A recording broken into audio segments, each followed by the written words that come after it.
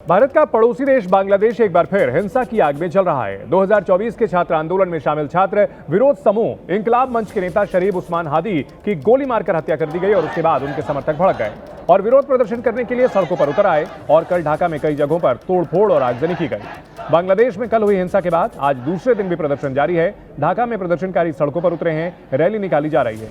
बांग्लादेश में उस्मान हादी की मौत के बाद दंगाइयों ने बीती रात जमकर कोहराम मचाया। वहां हालात चिंताजनक बने हुए हैं। कई मीडिया हाउसेस के दफ्तर को फूंक दिया गया। उस्मान हादी को कुछ दिन पहले गोली मारी गई थी और अस्पताल में उनका इलाज चल रहा था, लेकिन कल उनकी मौत की खबर आई और इसके बाद से उस्मान हादी के समर्थक भड़क गए। बांग्लादेश में चुनाव का ऐलान किया गया है और उस्मान हादी के निर्दलीय चुनाव लड़ने की चर्चा चल रही थी।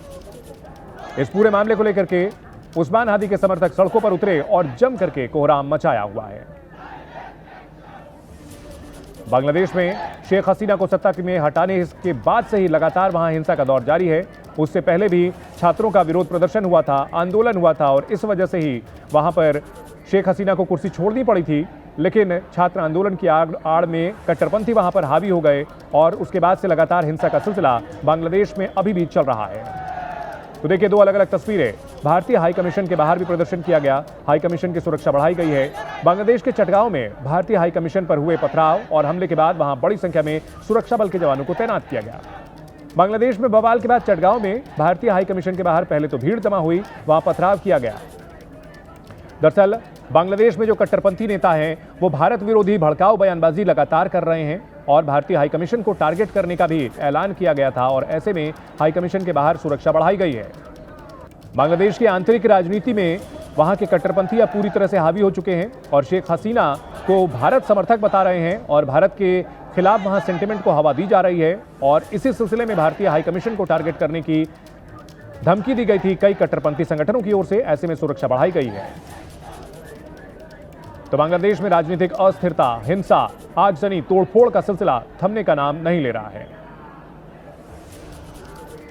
बांग्लादेश में उस्मान हादी की मौत के बाद दंगाइयों ने आधी रात वहां के मीडिया हाउसेस के दफ्तर में जम करके हंगामा किया। दंगाइयों ने बांग्लादेश के अंग्रेजी अखबार द डेली स्टार के दफ्तर को आग लगा दी और इस दौरान बिल्डिंग की छत पर दर्जनों पत्रकार फंसे भी रहे। द डेली स्टार का ऑफिस पूरी तरह से जल चुका है। हमलावरों ने बांग्लादेश के दूसरे प्रथम अखबार प्रथम आलो के दफ्तर को भी जला दिया। यह हमला अखबार के कारवान बाजार ऑफिस में हुआ, जिसके बाद पास की प्रथम आलो बिल्डिंग में तोड़फोड़ और आगजनी हुई है। तो यह समझना मुश्किल है कि आखिर वहां पर जब राजनीतिक अस्थिरता चल रही है तो मीडिया हाउसेस को टारगेट किया जा रहा है। इससे पहले हमने आपको बताया कि किस तरह से भारतीय हाई कमीशन को टारगेट करने की कोशिश की जा रही है। तो बांग्लादेश पूरी तरह से अभी सियासी अराजकता की चपेट में है। वहां कट्टरपंथी जब चाहे तब सड़कों पर कोहराम मचा देते हैं, आग लगा देते हैं। पुलिस और सेना मूक दर्शक बनी हुई रहती है। अंतरिम सरकार के जो मुखिया हैं मोहम्मद यूनुस, वो शायद यही चाहते हैं कि अभी प्रदेश में उनके देश में अस्थिरता बनी रहे ताकि चुनाव की बात जो कही जा रही है जिसमें निर्वाचित सरकार आएगी वैसे हालात ना बने और मोहम्मद यूनुस के हाथ में सत्ता बनी रहे। तो तीन तस्वीरें देखिए। शेख हसीना के विरोधी उस्मान हादी की मौत हुई। बांग्लादेश में जगह जगह हिंसा हुई है, भीड़ ने प्रदर्शन किया है, पथराव किया है।